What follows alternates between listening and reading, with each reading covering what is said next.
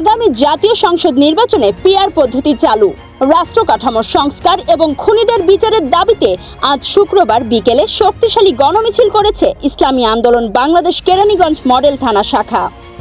PR পদ্ধতি হইলে এদের সন্ত্রাস থাকবে না, এক না একতা আধিপত্য থাকবে না, দুর্নীতিতে চ্যাম্পিয়ন হওয়া যাবে না, 28 লক্ষ কোটি টাকা বিদেশে পাচার করা যাবে না।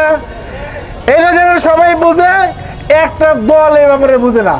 কলাতিয়া বাজার ব্রিজ থেকে জোরালো বক্তব্যের মাধ্যমে কর্মসূচি শুরু হয়।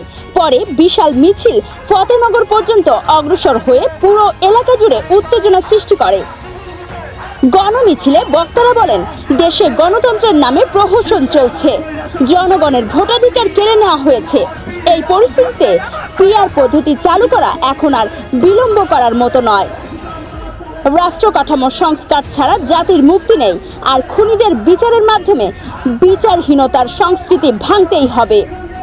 এ সময় ইসলামী আন্দোলনের নেতারা ঢাকা 2 আসনের হাতপাখার প্রার্থী মাওলানা জহুরুল ইসলামের পক্ষে সমর্থন কামনা করেন। জনতার উদ্দেশ্যে তারা বলেন, হাতপাখা প্রতীকে ভোট দিয়ে ইসলামপ্রেমী জনতার আন্দোলনকে বিজয়ে রূপ দিন। মাওলানা জহুরুল ইসলাম তার বক্তব্যে জোর দিয়ে বলেন, আমরা জনগণের দোয়া ও সমর্থন নিয়ে ময়দানে নেমেছি।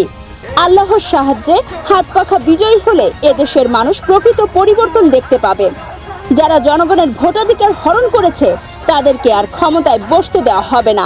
সারা বাংলাদেশের সকল নির্বাচনী সংসদীয় আসনগুলোতে আপনাদের মতো সন্ত্রাস আর গডফাদার তৈরি হয়েছে পিআর পদ্ধতি না থাকার কারণে।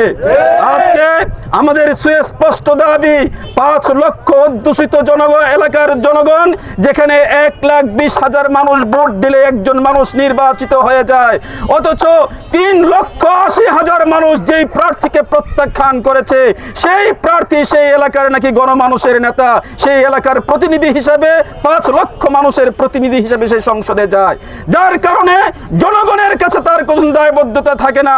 আমরা স্পষ্ট ভাষায় বলতে চাই, পীর সাহেব চরমোনাই সহ বাংলাদেশের বৃহত্তর রাজনৈতিক দলগুলো ঐক্যমত হয়েছেন, আগামীতে পিআর পদ্ধতি ছাড়া বাংলাদেশে কোনো নির্বাচন হবে না।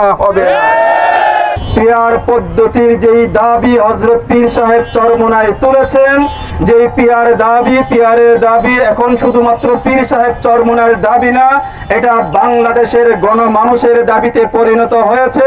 অতএব এই পিআর পদ্ধতি ছাড়া আগামীতে বাংলাদেশে কোনো নির্বাচন হবে না, হতে দেওয়া হবে না ইনশাআল্লাহ।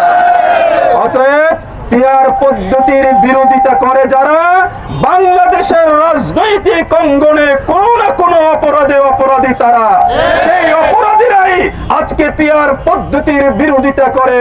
অতএব যত বিরোধিতাই হোক, এই ফ্যাসিস্টে যারা রক্ত আর জীবন দিয়ে শিখেছে, পুলিশের বুলেটের সামনে যারা দাঁড়াতে শিখেছে, সেই জাতিকে কোনোভাবে আর দমিয়ে রাখার সুযোগ নাই।